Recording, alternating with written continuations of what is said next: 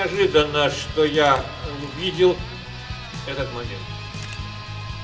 Дело в том, что это логично. Эта больница была первой, которую, собственно говоря, открыл по новой Кирилл Ильич.